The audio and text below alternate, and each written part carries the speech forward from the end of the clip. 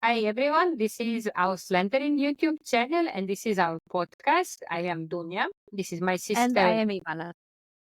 yes, Ivana, and we are having this episode about my sister's trip to Germany. So we will be talking about her visa application, her move to Germany, basically everything that is related to that, all the circumstances around it.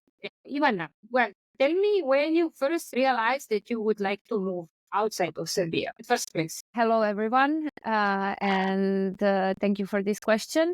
Yeah, I had an idea to move abroad, I think, for quite a while because, as we mentioned in the last episode, you moved in 2014, or not moved, but you went abroad in 2014 for the first time. And at that time, I was a first year high school student. I was 15 years old. And when we visited you, I really liked the place you worked and the atmosphere in the village. And I really felt like this could be something that I could be used to. But at the time, I was only 15 years old. So I only started high school. So I had quite a while before I could actually do that. I could actually try. And I wanted to move to Austria as well for my bachelor studies. But at the time, I didn't speak any German. And for me, I would be like 19 years old. And I felt like that was too big of a step for me. So I started my studies in Serbia, and I always had this kind of feeling that I don't really belong there and I don't feel like I want to stay here or stay in Serbia. And then I wanted to do my master's abroad, but I had no idea where. I had no idea what I wanted to do. I just knew that I wanted to do marine biology. So I struggled to find opportunities because Serbia is a country with no sea. So all the things that I would do outside of the university would be regarded to lakes at best, or about anything just to get some practical experience. And I went for an internship in Hungary in 2020 in the middle of COVID. And it was about freshwaters. It was about lakes. And that was thanks to you, Dunya, because that was your supervisor from PhD and she moved to Hungary at the time. And I was happy that I got that opportunity because she knew me basically from you, from Dunya. She was happy to host me as well. And when I went there and when I kind of felt how it was to live abroad, I was there for a month and a half. And I felt like that's something I would like to do, to move and to live in a foreign environment. Your first experience in a foreign country, that let's say that it was at least a month, was actually going to Hungary. Yes. And can you tell us a bit more about it? Where did you go? What did you do? And why did you like it? I was not sure that I would manage to get there because, as I said, it was middle of COVID. The borders were completely closed, and it was you could move only if you had a residency in a foreign country. But we were kind of optimistic. We were saying, okay, if the borders open, we do it. And they had an experiment planned there. So if I managed to move, if I managed to travel, then I'm welcome there. They were situated in Tihany, so in the Balaton lake. And as I managed to see, the place was amazing. It was on the lake. The lake was like, had this turquoise, like green, blue color. It was such a big lake. So it really felt like I am on the coast. Of course, it was fresh water. There wasn't this smell of salt in the air, but still it felt really nice. And also like it was middle of summer, so we could always like refresh after work in the lake. I was there working for your previous PhD supervisor, and we had like our own um, experimented ecosystems. So we basically had many different units where we tried to simulate the environment. So we tried to have all the organisms that would live in the pond naturally. So for me, it was amazing because I felt like we could look into the whole pond just in our experiment. But still, I was determined to work in marine sciences, and I really wanted to get to the sea. And during my internship, my supervisors mentioned an international network that it's an EU network, and they have experiments all over Europe, and they also included marine research. And that when I saw that, I was like, yeah, this is it. I start there and I try to get an internship at the sea and see where that leads me for my master's, because there definitely I will meet people. And even if I don't like it there will be many people from abroad, and I could see whether I like other people better and maybe find another opportunity to move for next time. So I knew that this network would open a lot of doors nonetheless. That's great. I have to say that I actually on purpose asked you to give some details about this stay in Hungary because you were staying in Tihan. And Tihan is a place that I go to every once in a while for different reasons, for a conference, for study visits, for just a private touristic visit. And it's a really amazing place. There is a lake, this small town is really nice. It's a historical town, so it's very nice to visit. Yeah, and they also Say, have these lavender fields, and you yes, can buy exactly. many different products from lavender, like lavender juice or lavender lemonade in the Lavender restaurant, beer. lavender beer, of course, like soaps and this kind of stuff. It's like the town generally smells amazing during summer. Yes, it's a wonderful place. And you mentioned this network.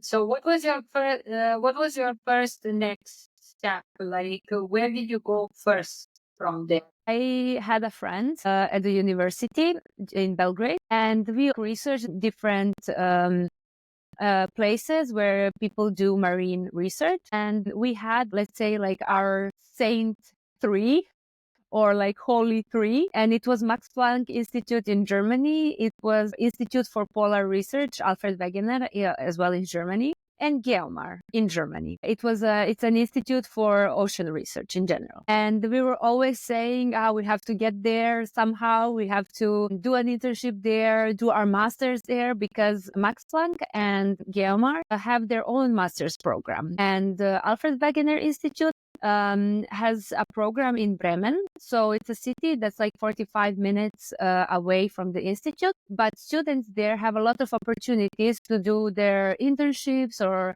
master thesis or anything really at that institute. So we were always saying like, okay, we have to somehow get an internship there. And on my surprise, they actually offered an internship at Geoma via this network. They were doing an experiment on seaweeds, like a big algae. And for me, at the moment, I was like, hmm, I really want to go there and meet people there. How, like algae, like what can you do with algae? Like, why do they matter so much? I had no previous knowledge of the seas, of marine ecosystems. But I was nonetheless very happy. And I wrote the email to the person in charge of that project. And I was still like really, really excited to go. So in the email, he could really see that I'm really motivated to get there to this institute, to join the project, to go abroad. And this would be the first time that I would actually go abroad where people don't know me, where I am no one's sister, where I am doing a research on the topic that's different from yours. And I would have to find my own way. I was a bit scared, but I was really excited to try this. So the person accepted me and he offered me to go there for a month and a half, so for 6 weeks, and to join their project. And later on, when I was there and when we were doing the experiment, I realized that the topic is actually amazing. The algae are great.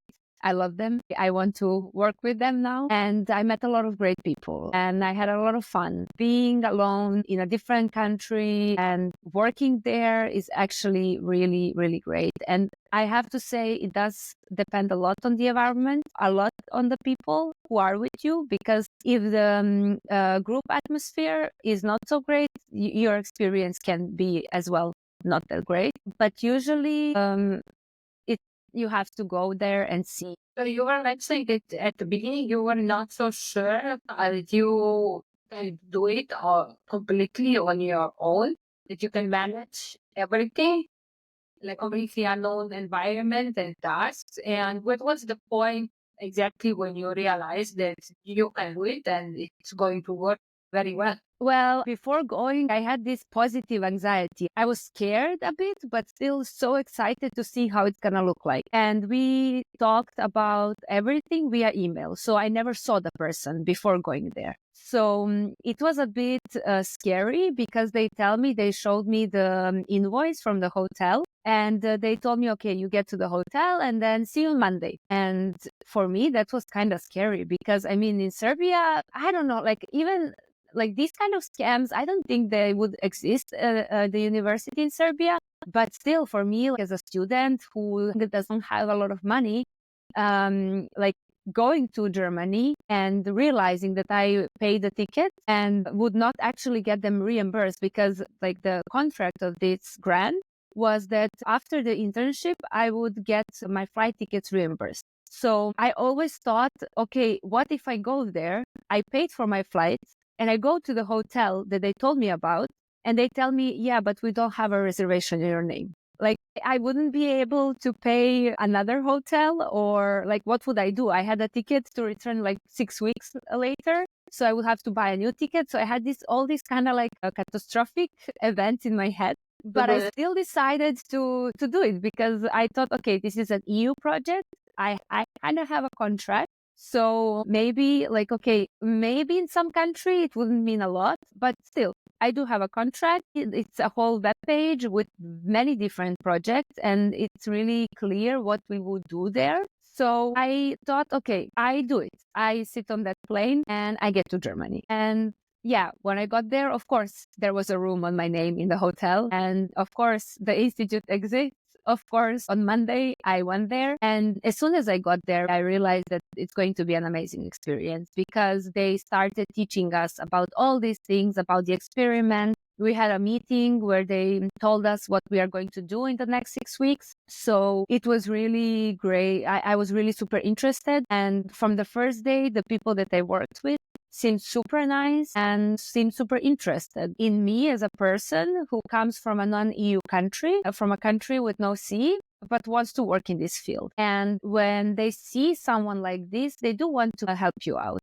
The first time I went there, I realized that this is the city and this is the institute that I feel the best in. So I decided, okay, I really want to try to do my master's here, and they really wanted to help me out. They really encouraged me to, and I was still in the beginning of my studies, so it wouldn't happen for the next 3 years. And they still were super motivated to give me all the tips, to teach me all the stuff, and to have me back there.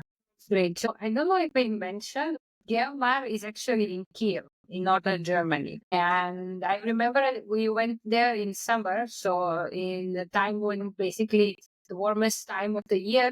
And I was came to visit you for a weekend. And I remember that I was told that we had luck because the weather was quite nice. Of course, it was not too warm because I don't think it's possible to get too warm there, but it was warm.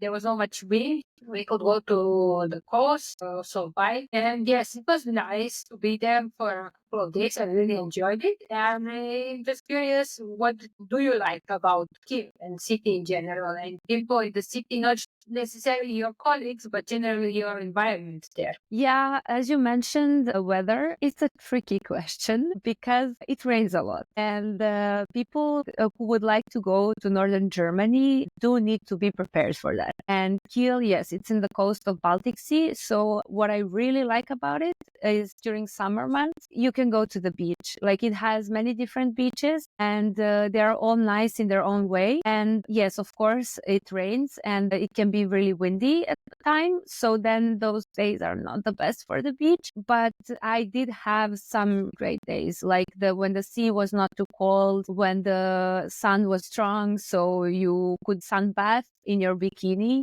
which doesn't happen so often. And I really enjoyed that. So I enjoyed the feeling of living on the coast. But also what drew me only to Kiel is the fact that I felt really safe. In Kiel, there were some people that would say things to you on the street. But that mostly Let's happens. say in the evening, but it's like late in the night, not all the time during the day. Yes, Or but for example, during the summer months, the sunset is at 10 p.m. Mhm. So it's light until like midnight in July and June. But around, let's say, 8 or 9 p.m., there are people on the street. And all the other parts, except from the train station, like you wouldn't be able to hear this stuff.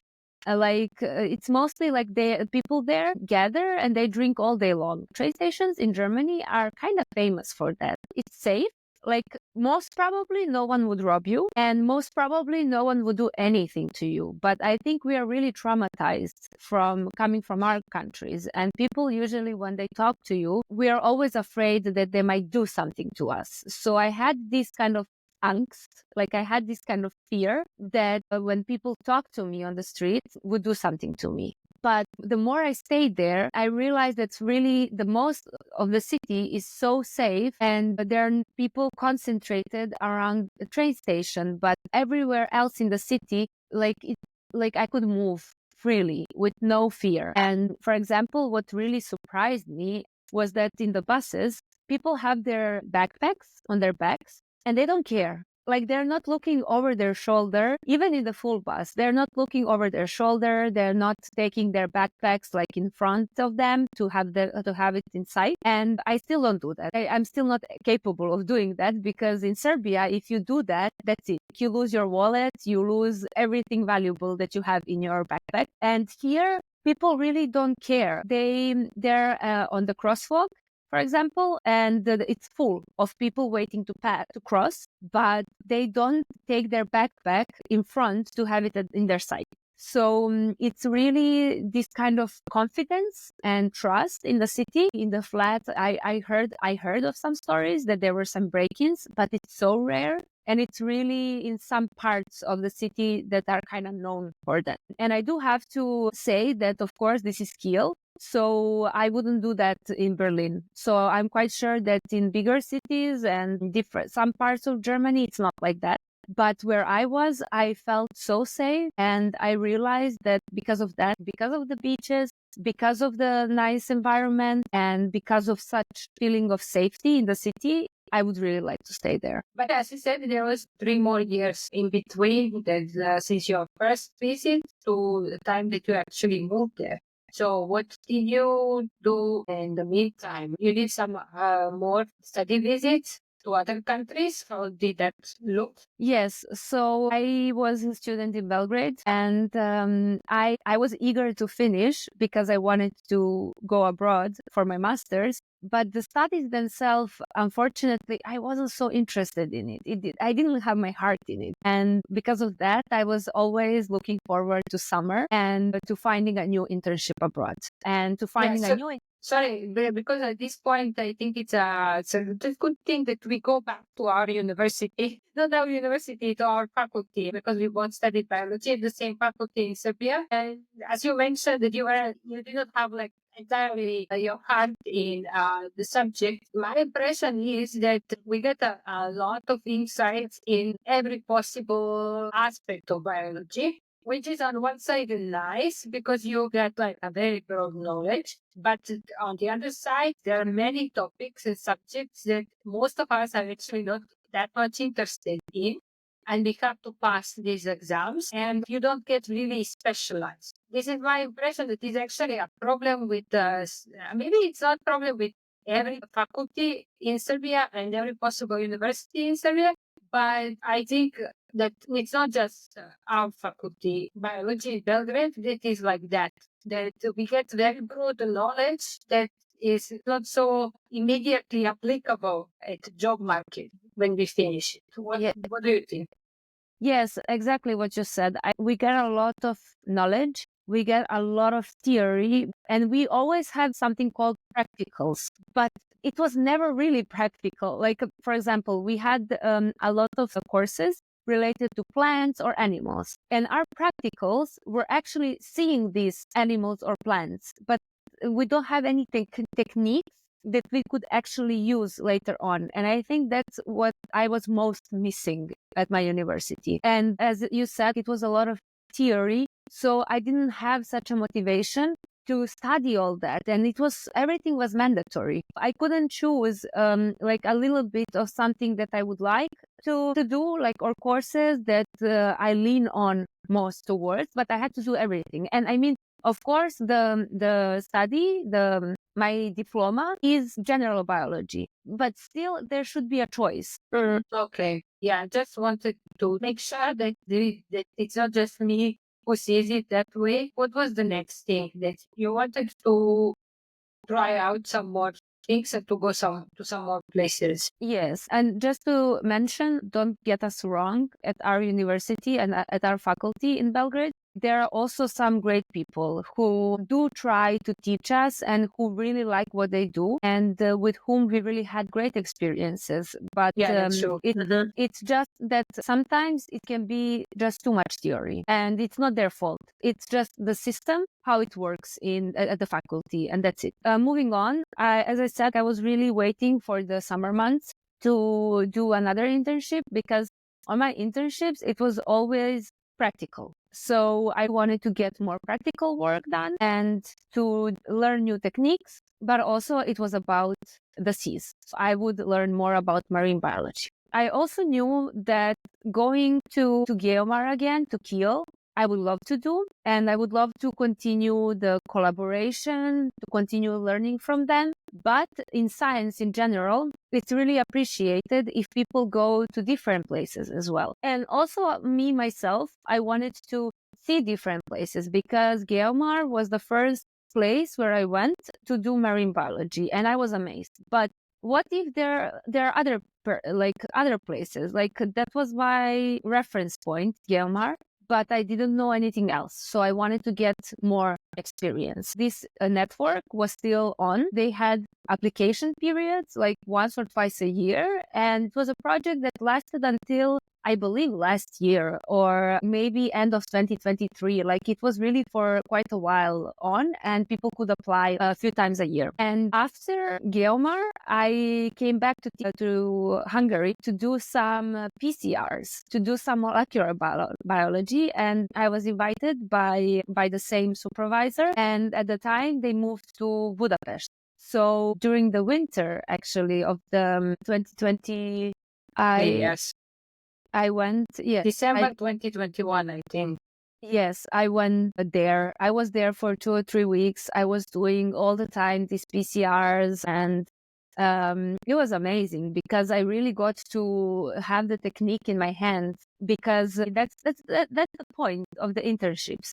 To do something a lot of times, or to do different things, to try them out, to know what you like or what you don't like, and actually to get the technique in your hands. So later on, if you encounter that in the future, you can do it again. It's like muscle memory, just like remembering some theory and then being able to do it practically again. But also, I was preparing at the time to go to Sweden in the beginning of 2022 during winter months in the north of Sweden, in a village where they had like an Arctic experiment. So they had an experiment in the Baltic Sea, but in the north, because there it's like -20 during the winter. The sea was frozen because it's not so saline, and it was so cold, and it was like snowing a lot. They had a really nice experiment in the sea, which in the frozen sea, basically. I wrote to this guy from there, and he was really happy to have me there and to teach me.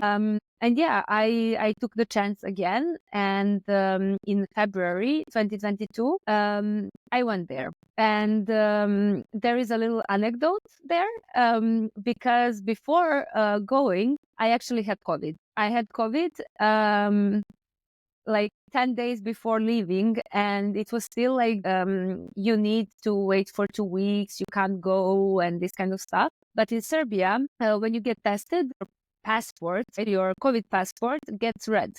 And there was a story that it could be green again after 10 days or 14. But no one had this experience yet, that they really needed their passport to get green so fast. So no one really knew. And it was exactly like, I think 11 or 12 days before I traveled. And my passport got green at the last moment. And yes, it was 10 days and I was able to travel. And I went there and it was amazing. Like, I learned a lot. And talking about friendships and meeting people, we mentioned that already. I met a friend. I met a girl from Argentina who was living in the Prague at a time. And we both knew about Geomar, and we both did internship with Geomar the year before, and we both wanted to go to Geomar. And 2 years later, we both ended up at Geomar, and now we live together. So yes, this internship was amazing in many different aspects.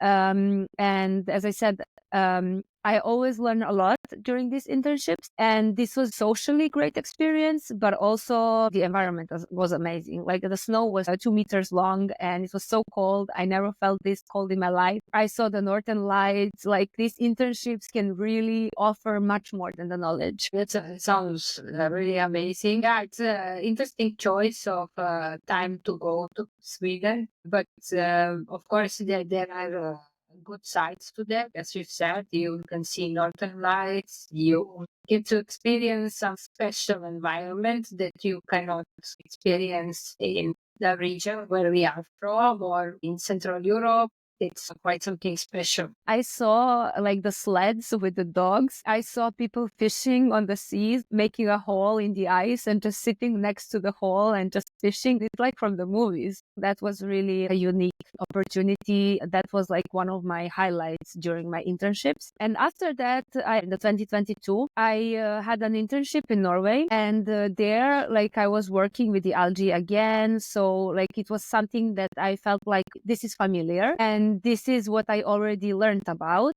And now it's time to expand. So to try different techniques, a different approach to the algae.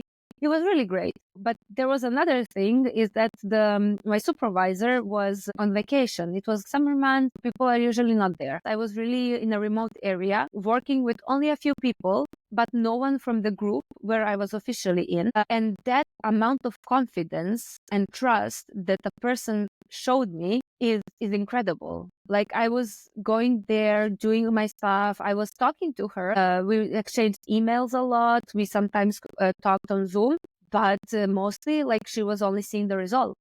So no one was really checking me during my working hours. I was able to stay there as much as I wanted because of the internet, because I didn't have internet in my accommodation. And somebody trusting you to, I don't know, not steal anything, not to screw up anything at the station, just let you be there, even though I am a complete foreigner. It was amazing. So yes, I had a great experience. I learned a lot about algae, but also about Norwegians and about the culture. And it was really great. But after that, after Norway, like only 7 days after Norway, I went back to Geomar again. So Sorry, before you continue with Geomar, I just wanted to say, because you were mentioning that someone was trusting you with stuff. Yeah, I think we already mentioned this in previous recordings, but we're going to go back to that quite often, because I think both in your case, this is one of our first, let's call it, cultural shocks. Wherever we went, it was like people are simply trusting you, like that you are going to give your best, even if you screw up something. If you give your best and you really try, then it's okay. We'll find a way. We will solve problem. And yes, this was for me also surprising. Austria, I didn't say I encountered this everywhere I went, but yes, for example, when I went to Austria, also when you went to Norway, Germany, I guess, this was quite nice to see actually, because then you can also relax. You will see that people are trusting you, that they are not looking at you like, what is the thing about you, what do you want to screw up next? Or what is your evil intention with this and that? That people don't have that attitude, and then you can also relax because you feel that you don't have to prove yourself, yeah, or that you can. no, they also don't see you as a lesser being. They really try to make you equal. Even though you are a student, even though you are there to learn, they give you access to learn and they think of you as their equal. So, as you said, you are going to give your best. If you screw up something, just tell.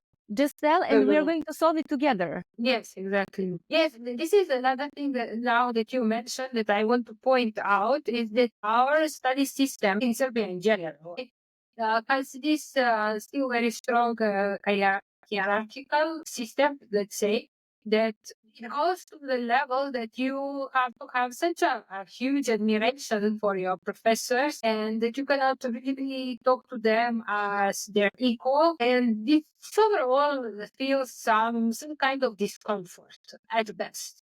And then you can, I think that this is something that is at least slowing down the progress in that community, in that environment. It's not easy to work in such Yeah, surroundings. yes, I mean, good thing that you mentioned it because it's also great to point out that at our university, you have to say professor to everyone, that you have to approach them really politely, and you have to show them that you respect them when you talk to them and you can't really come close to them. But everywhere where I went, there is no exception. Yes, that I agree. We went out for beers. You approach the person by their name. You don't call them professor. They know that you respect them. They know that you are there to learn from them, but they really try to come closer to you. They talk to you about, of course, not really too personal stuff, but they are interested in you. So you go out for a beer, you go out for a dinner, you meet the person that came to the institute. I meet the person that I went to learn from. I learned that they are also human beings. They're not just professors. And also regarding the work, if you disagree with something, you just tell them. You say, I don't think this is going to work.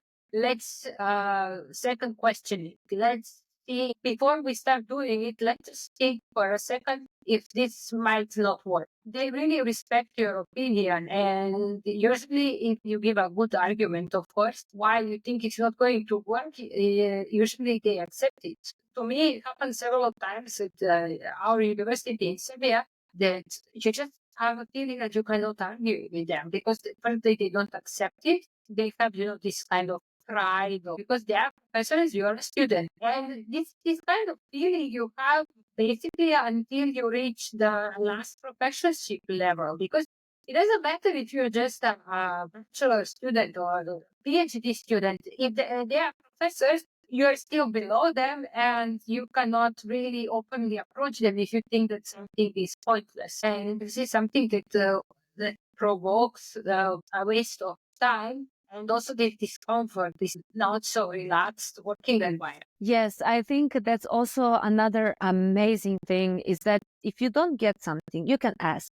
They will explain it to you. That's one thing. Like there is no shame. Like as I said, I had no previous knowledge about marine systems, about the seas, and I could ask most like basic questions, and they would always answer them with like such fire, like with such interest to teach me. And okay, as I said, I have no personal knowledge, but what they're telling me about the experiment, for example, I feel like, okay, there is something that just doesn't add up, or there is something that it's not logical to me. And if I say it, they're not going to be, you don't know anything. This is because I say it. No, they question it with me. And sometimes we even come to a solution together, or the professor is not even pretending that he knows the best. In Kiel, during our experiments, it happened a few times that we were really like thinking of a method together. We were developing a method together to do it, and he was not trying to prove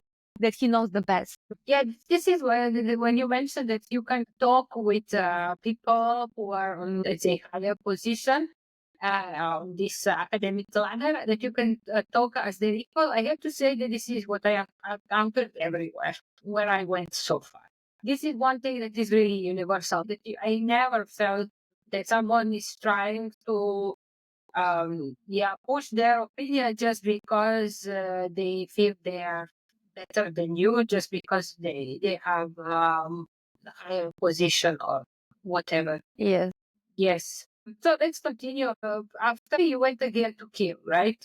Yes. Was in 2022, in Yes, summer. as I said, it was a week break. I was in Norway for a month and a half. And then I went to Kiel for another month because, as we mentioned before, to not get really into it, but as citizens of non-EU country, we can go to Europe, to EU only for 3 months in 6 months. So my clock was ticking and I could go to Kiel only for 1 month. And the professor there was really happy to have me and was happy to show me new stuff. Again, it was about the algae, and it was a really big experiment, and it was lasting a whole year. So he was really happy to have me like included there. And I told him that next year, in 2023, I was supposed to apply for my master's. So I told him that I'm really interested and that I would really like to study in Kiel. And he was one of the professors on the board, on the like examination board. He was the one of the people who was accepting the applications. And he knows what kind of CVs people send. He knows what he wants to see in the application of a student. And he told me that, as I said, like my engagement with going to different countries,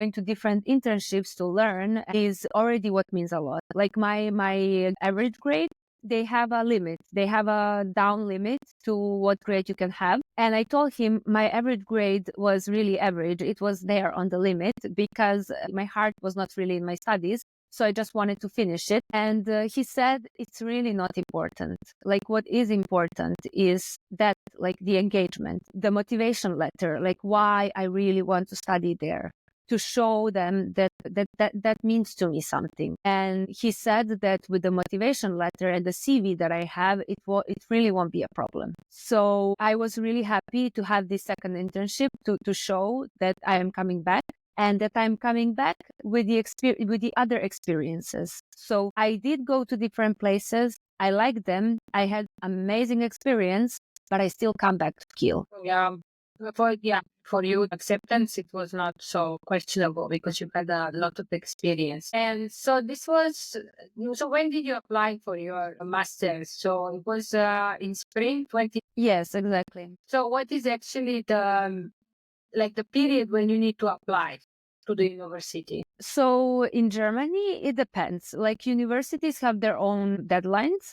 And during my, so it was my last year at the university and it was really stressful. So I was studying a lot to finish all my exams. And I was also looking for the master opportunities. I was determined that I'm going abroad. Like I, under no circumstances, wanted to stay in Serbia because of the studies that I want to do, but also because I was really not happy with the faculty and with what it has to offer me for my master studies. And also the past years in our country haven't been really well. Since COVID, the prices are really rocketing and the life in general, like the quality of life is not that good. So I was really determined that I want to leave. And I was searching for different universities to have also backup options because, I mean, he did tell me that, but it was a really competitive program. So I was still afraid and I still was not sure whether I would get in and also whether I would finish my studies in time because I had these exams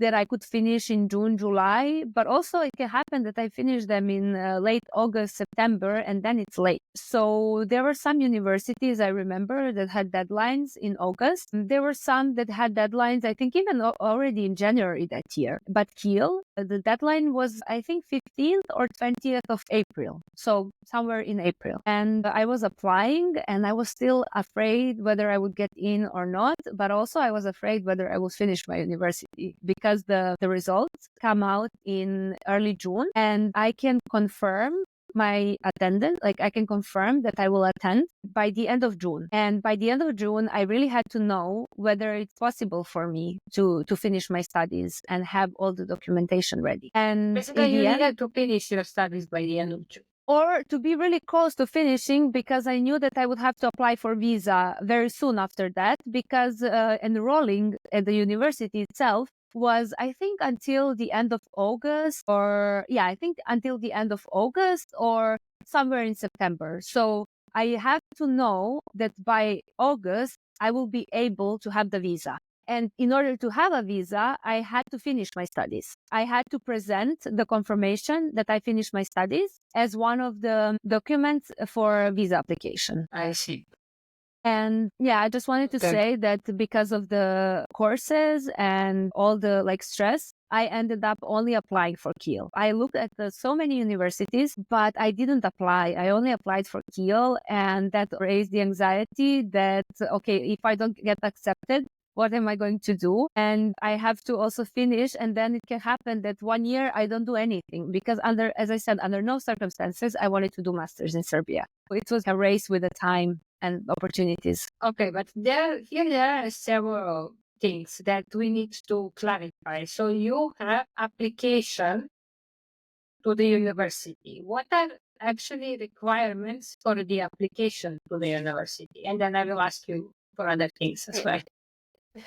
Yes. So to apply to the university, there is a general site. I don't remember how it's called. It's like uni, something with the uni. And it's a kind of a website where you can apply for different universities. And Geomar was accepting applications through that website. And I had to upload my CV, my motivational letter, also like a letter of recommendation. But they later on told me that they don't really value the letters of recommendations that much anymore. Like for them, it was more important the CV and the motivation letter. I had to upload my average grade until that point, and I had to have a confirmation from the university or from the faculty in Serbia that I have a possibility of finishing this year. So they write that I have that and that many credits left, and if I complete them, I am allowed to complete them.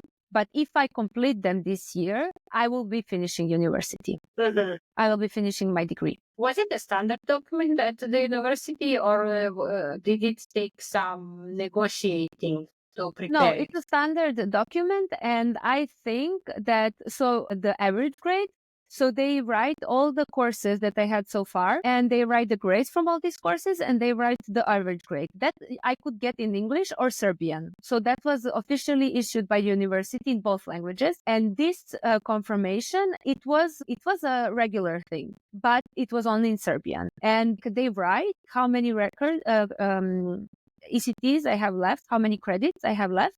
And if I manage to complete them, I am able to finish this year. So it's a standard document. Okay.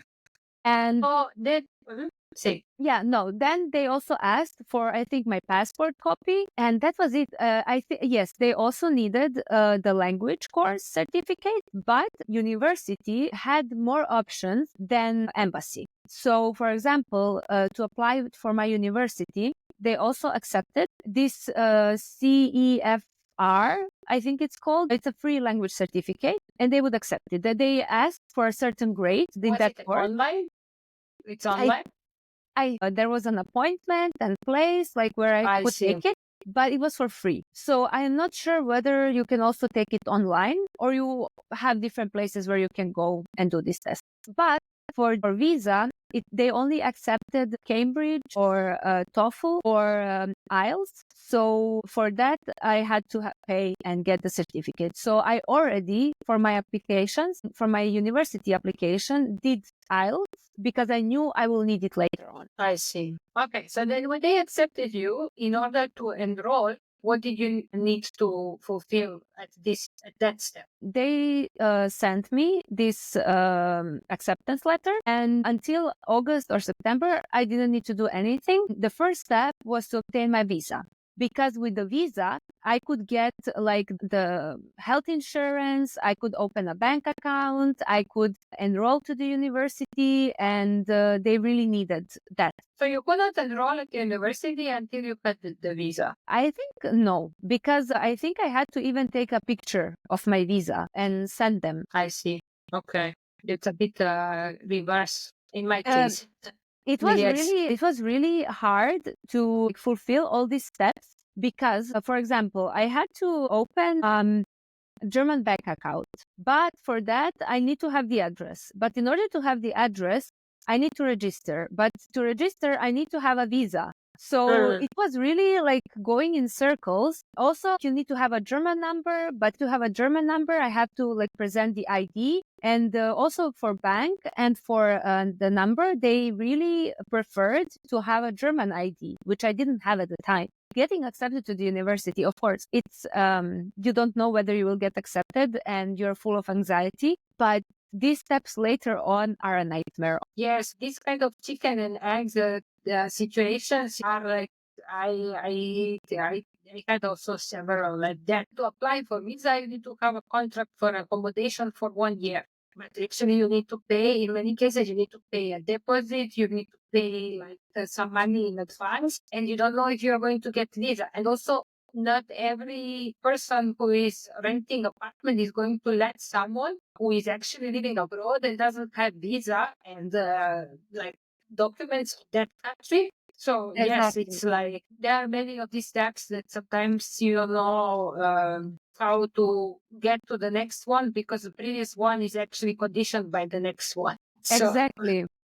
So yes, so there is one thing when you said this, like to have the whole year accommodation and like to have all things planned for 1 year in advance. There was one thing that I remembered from the application form for visa was that I need a person to guarantee that, I don't know, I will be in Germany for a year, I will be living there, I won't cause any problems and these kind of things. So I need to have somebody from Germany that's going to put their name and their data, like address, birth date, and these kind of things for me. So at first, I reached out to the university to ask them, do they have somebody who I can write? Like, is this a standard procedure? First, they said you can add university, but no, they actually asked for a physical person. Then I reached out to my supervisor from Kiel that was my supervisor for the previous 2 years. And I told him, like, look, I have this, I have to write this. And I'm really sorry to ask this. I feel really uncomfortable, but can I please put your name? And I'm so grateful for him because he was like, yeah, sure, no problem. Here, it's my birthday. This is my address. Like, no problem. But many people who apply to study abroad have never been in that country before or never been in that place per se before. And that might be one of the issues because you cannot submit the form without that. that's tricky, yes. I think also for us, it feels especially tricky because when we go back again to this question of trust. And then I am imagining that you are not Serbian, but you are someone who is applying for a visa to go to Serbia. And then you ask a Serbian person, can you vouch for me that in this 1 year I am not going to make any problems? I think like many people would have a problem to guarantee this for their own child, and even less for someone who is from abroad. We are lacking this kind of trust in many aspects of life, I Yes. think. Yes, for them, this is nothing so serious because why would you make a problem? You are going there to study. You are going to study. That's it. Yes, Yes. but also, like, if I look at it, like, if I'm a person from the EU and I know that I have somebody coming from non-EU country, and like, okay, he knew me from before, and they are really easy to reach. Like, I call him by his first name. We went out for beers. We worked together. Like, he was not really showing this hierarchy. He was grounded person. But even if I was on his place, I don't know if I would have enough trust, even Yeah, after you knowing see, this person, to do that's that. it. Yeah, what I am saying that this, I think our upbringing imprinted that in us, that it takes you really a long time to trust someone because you don't just say, okay, I know this person, I met them for like a couple of years ago, and I know this person because this person I spent some months with it, working with this person. I'm going for a beer with this person. And then you start thinking of all possible situations like, oh, but what if this person go to the party and then accidentally get drunk and then accidentally, I don't know, causes a fight or something like this. And then you just to lose yourself in thinking about all these possible situations in which maybe this person doesn't want to make a problem, but eventually it happens that there is a problem caused and that you don't want to be responsible for that. Yes, exactly. I think we have really trust issues. Yes, So yeah. but I think, like, I don't know. I think he is really determined to have more international students, at the university, and he really wants to help out. He met me and he knows that I really want to go there. And I was accepted for the program. And he knew that for the people from the non-EU countries, it's really hard to get visa. And he knows that it's a lot of money as well and a lot of effort. So I think that he just really wanted to do anything that was in his power. And even if that's just putting his name on some form to help me out. And I really appreciate it. That's great.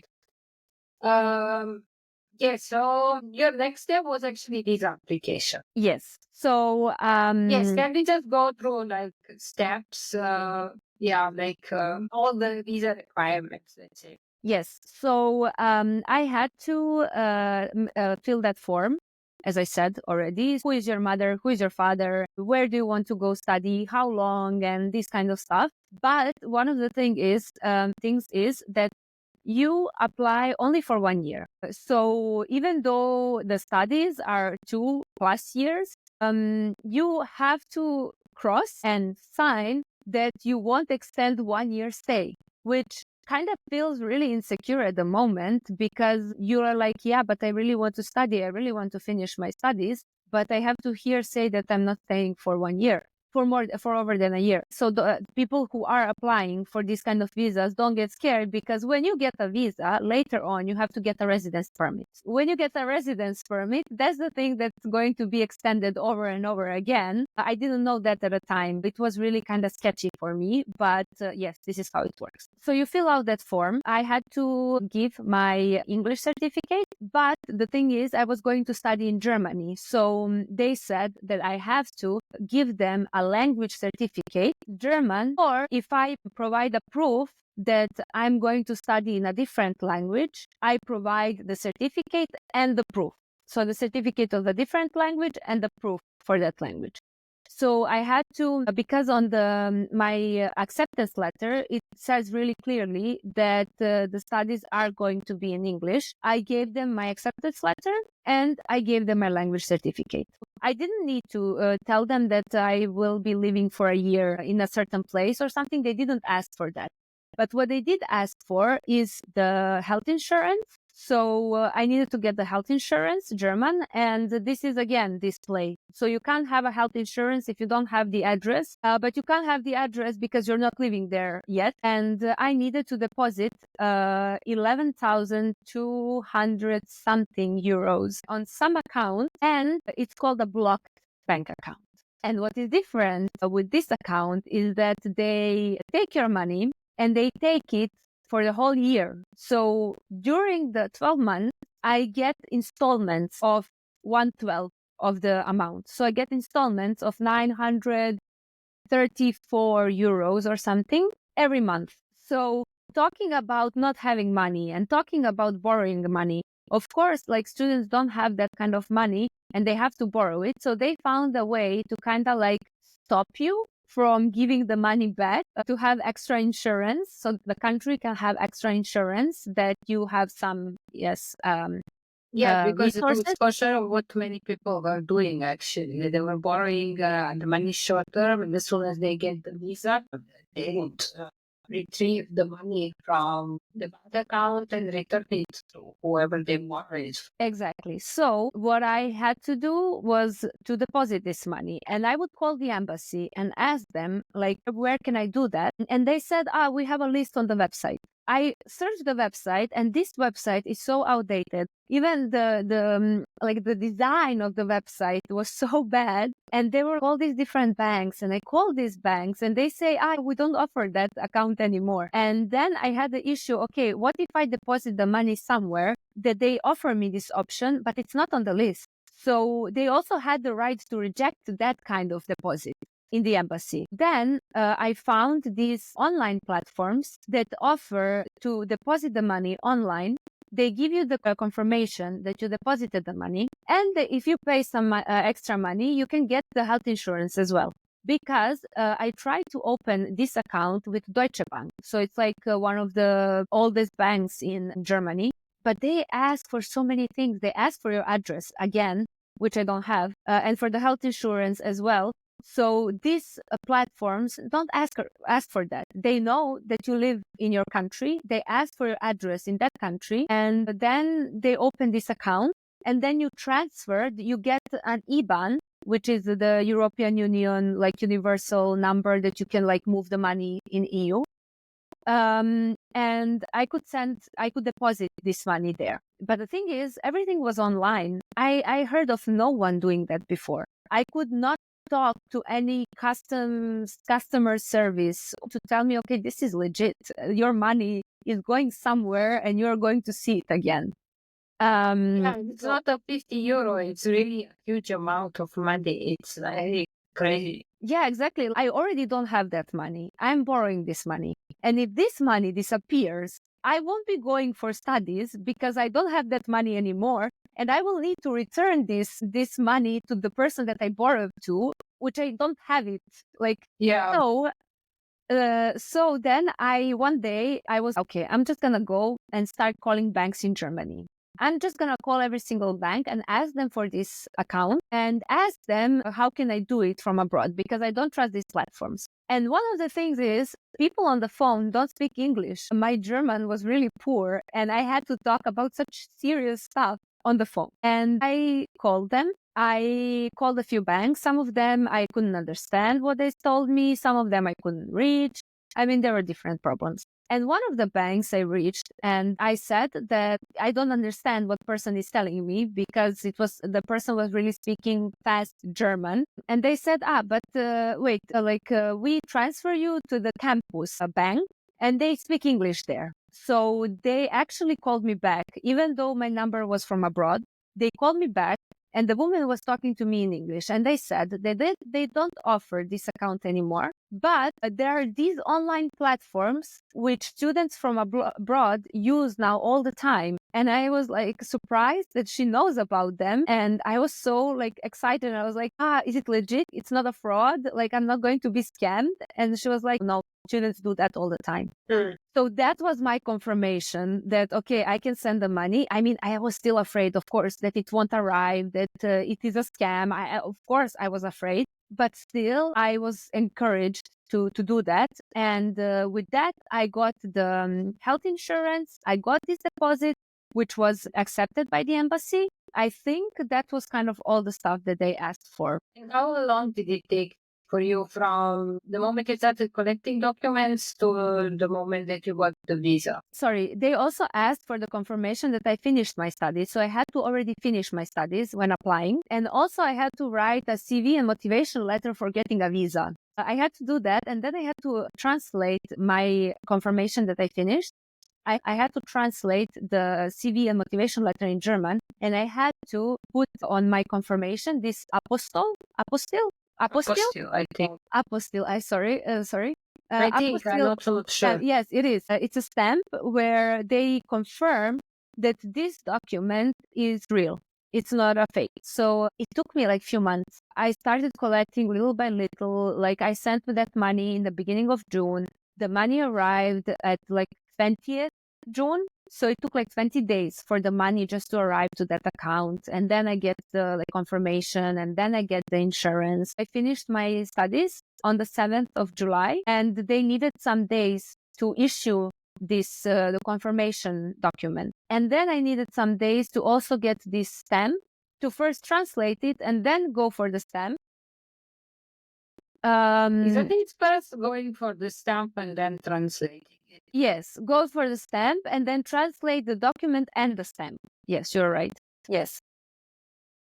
Unfortunately, I know how it feels. So Exactly. Yes. So I would say, because as I said, I had to have this language certificate, I took the language exam in November. So in November year before, so I can be prepared with that at least. But I started collecting my documents, I would say in June, because I didn't want to do it so much ahead because I wasn't sure whether I would get it done or not, like whether I would manage to finish my studies and go for the master's. So I was like, okay, I do what I can right now, but these like more exhausting procedures I do when I know that I'm finished. But I had the appointment at the embassy. I think it was 27th of July or the end of July. And the good thing is that they don't keep your passport.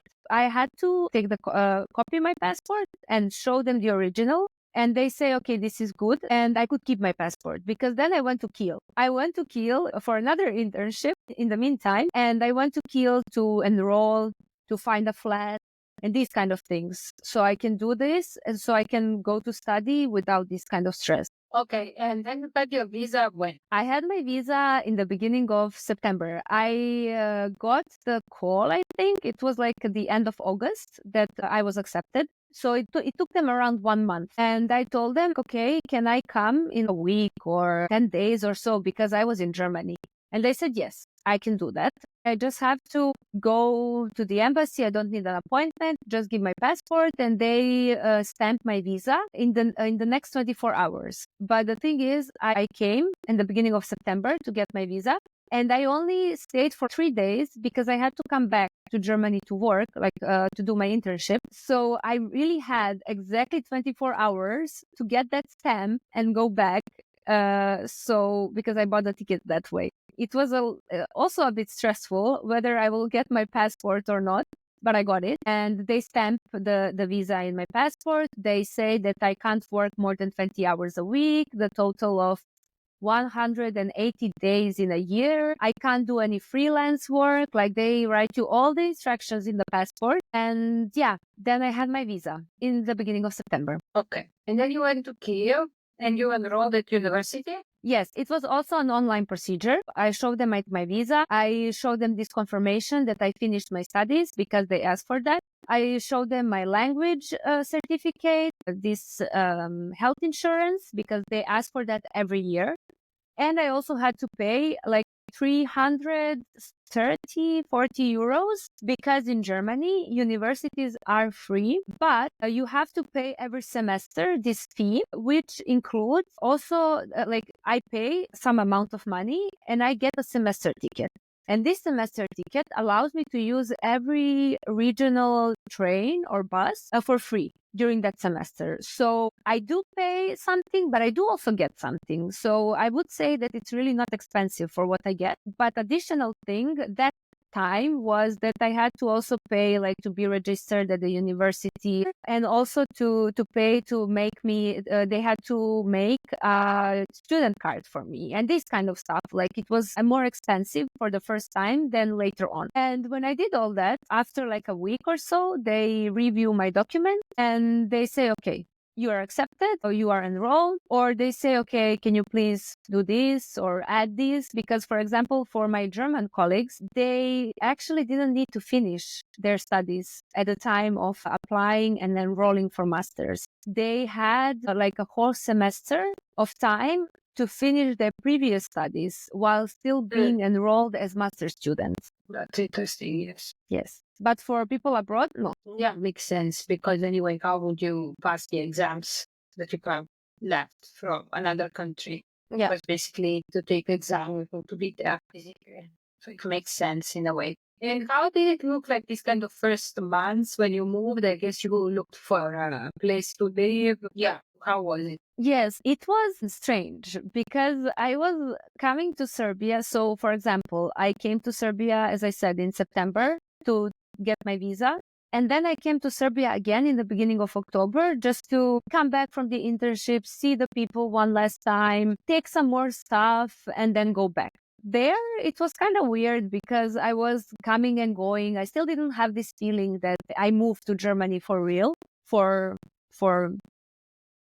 a longer time. But then from October, the university started. It started like in mid-October. And then it hit because I was looking for the flat in September. And I have to say that in Germany, finding a flat is super hard. There are so many people looking for flats. Of course, there are so many Germans looking for flats. And I still feel like there is this kind of they would prefer a German in their flat And also like there are these shared flats, and I was also like looking for that all the time because I didn't have money for a flat of my own. So I was looking to live with people, and they would always say, yeah, thank you, we already found someone, because there is, as I said, a lot of people looking. And I would say that there is a lot of Germans living in these flats, and they would usually, I don't say that there are any kind of racist or something. I just think that it's what we said, this kind of trust. And for them, they trust more to live with someone from Germany. And also it's easier. They don't have to speak in English.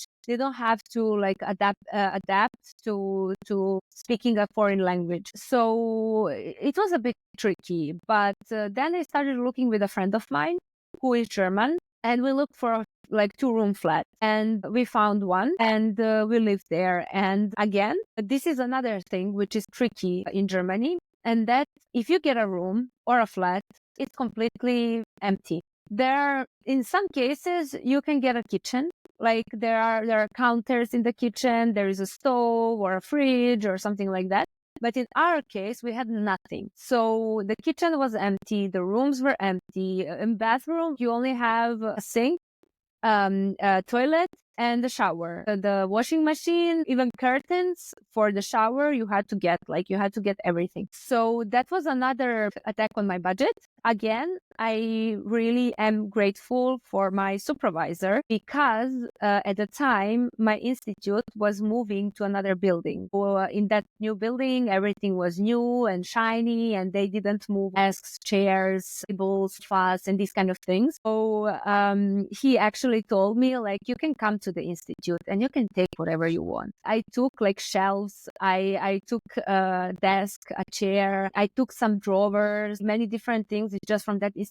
I was really broke. I couldn't pay for, like, my idea was to buy a mattress and just to have something to sleep on. And then in the next month, I will get the furniture, like secondhand IKEA or something. And then I was sleeping on the mattress, but because there were no beds at the institute, so I had to buy a frame at some point, and it really took me like 6 months to buy a bed frame. And another thing about trust there is that I took pictures of the things that I want to take from the institute and sent it to him. And he said, yes, no problem. But I asked him, is it okay if I come during the weekend to take this stuff? I'm sorry, because there was no other day for us. And I don't know, do you want to be there, or like somebody to be there to like just check what we take? And he said, no, like, you have keys. It's no problem. Just go and take this stuff. You said what you're going to take. You're going to take that. That's it. And it was relief, like, to just feel this kind of trust, and to just feel that I can take these things. And even if I saw on the way something else that I wanted to take, it was no problem to ask him. Like, he was really relaxed in that sense. So because of that, after I found the flat, everything was much easier. It was strange to feel like I live in a different country. I couldn't realize that for a long time. Like, I still couldn't realize that I am living abroad. As we mentioned, I was going to internships abroad, and I was staying for a while, but I always go back to Serbia. And this was really strange to just have this feeling that, okay, I'm studying here. And now whenever I go anywhere, I am actually planning to come there, to come to Kiel. Like, that's my base of moving now. And then, yes, the study started, and like studying in English started. And it was so strange in the beginning, because I'm just sitting in this huge room with people I don't know from abroad, from different places. And we are a small cohort. We are like 17 people. So it's really like a class in high school. And we are listening to these people talking. And we have all these practicals that are really practicals. Like, we learn different techniques. And because we are such a small group, we got to see a lot firsthand. We got to try all this stuff, and it's just an amazing experience. And I'm so happy that I was accepted, and that I didn't give up on the visa process, that I managed to finish my university, because going there and starting my studies, it's really something precious. Like, it has no price. That's nice to hear. I think we are getting to the end of this episode, because in the next episode we would like to talk about our experiences in this kind of first months after moving to whichever of the countries we moved to, and we are going to talk more about cultural differences and first differences we noticed after moving and how we adapted to them, because some of them were like more relatable, some of them a bit less. And yes, after that, would you like to add something still on this Yeah, topic?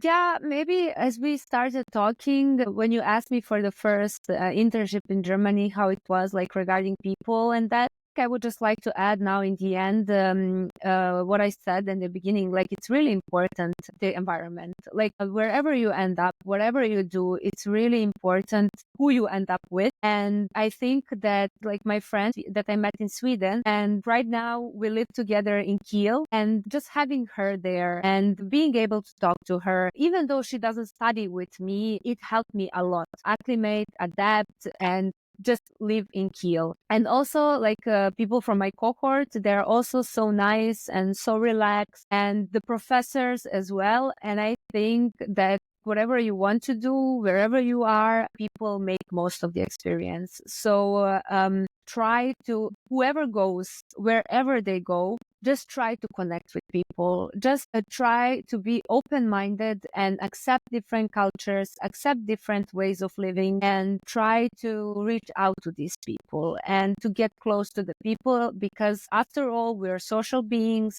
And I think we really need people. Yeah, that's very well said. I have nothing to add to that. So let's conclude. This was the third episode of our podcast. Also, we have an Instagram account, Auslander Sisters. Check it out.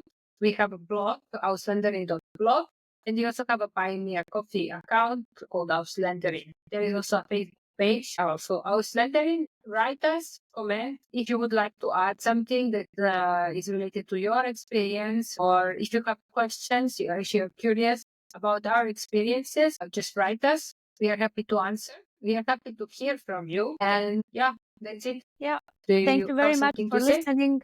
Thank you Thank very you very much for much. listening. And thank you very much for this very nice questions. And yeah, I think that's it. It was a pleasure. Yes. Okay. Bye. Bye.